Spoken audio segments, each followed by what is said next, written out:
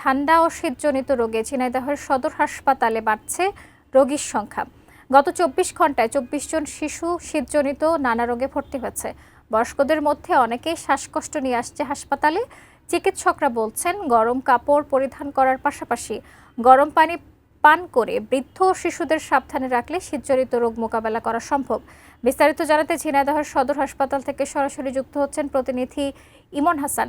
ইমন, শীতের প্রকোপ তো বাড়ছে, পাশাপাশি হাসপাতালে রোগীর সংখ্যাও বাড়ছে। হাসপাতাল কর্তৃপক্ষ চিকিৎসা দিতে পারছে কিনা সে বিষয়ে জানাবেন এবং রোগীরা কি বলছেন জানাবেন। শাকিলা, অসংখ্য ধন্যবাদ আপনাকে।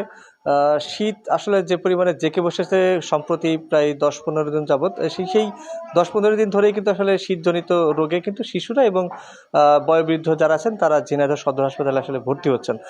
একটু চিকিৎসার সম্পর্কে যদি একটু জানিয়ে রাখি শাকিলা, একটু দেখানোর চেষ্টা করছি যে এখানে শিশু ওয়ার্ডে আছে আমি এই মুহূর্তে। শিশু ওয়ার্ডে অনেক শিশু কিন্তু ভর্তি আছেন যারা চিকিৎসা সেবা নিচ্ছেন। এখানকার যারা রোগীরা আছেন, রোগীর স্বজনদের সাথে কথা বলেছি, তারা কিন্তু জানিয়েছেন যে সময় মতো চিকিৎসকরা রাউন্ড দিচ্ছেন, পাশাপাশি যে সকল নার্সরা আছেন তারা সময় মতো এসে দেখে যাচ্ছেন এবং আপদ বিপদ হলে যখন ডাকছে তখনই তারা কিন্তু আসেন। তো এক কথায় যদি ঔষধের কথা বলি, ঔষধের একটু সংকট আছে ঝিনাইদহ সদর হাসপাতালে। এছাড়া কিন্তু চিকিৎসকদের আসলে চিকিৎসা সেবা দেওয়ার মানের জায়গা থেকে আসলে কোনো কম্প্রোমাইজ নেই।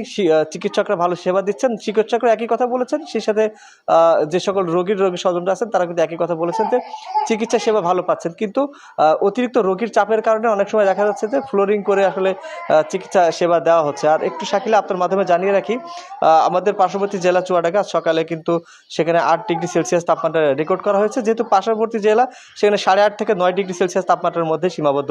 তো আমরা এখানে দেখেছি যে সকল শিশুরা আছে, বিশেষ করে এই শিশুদের বেশি কিন্তু শিশুরাই ভর্তি হচ্ছেন শীতজনিত রোগে, আর বয়োবৃদ্ধরা শ্বাসকষ্ট রোগটাই সব থেকে বেশি এখানে আসছে। তো সব মিলিয়ে ঝিনাইদহের যে শীতের বাড়ার সাথে সাথেই রোগীর চাপ বেড়েছে এবং গত ২৪ ঘন্টায় কিন্তু এই ২৪ জন শিশু ভর্তি হয়েছে এই ঝিনাইদহ সদর হাসপাতালে। তবে রোগী যে ২৫০ বেড, তার তুলনায় কিন্তু অতিরিক্ত রোগী হওয়ার কারণে চিকিৎসা সেবায় সামান্য ব্যাঘাত ঘটছে এবং চিকিৎসক কিছুটা সংকট আছে। তো সব মিলিয়ে এই যে শীত কমে যাওয়ার গেলে আসলে হয়তো রোগ কমে যাবে।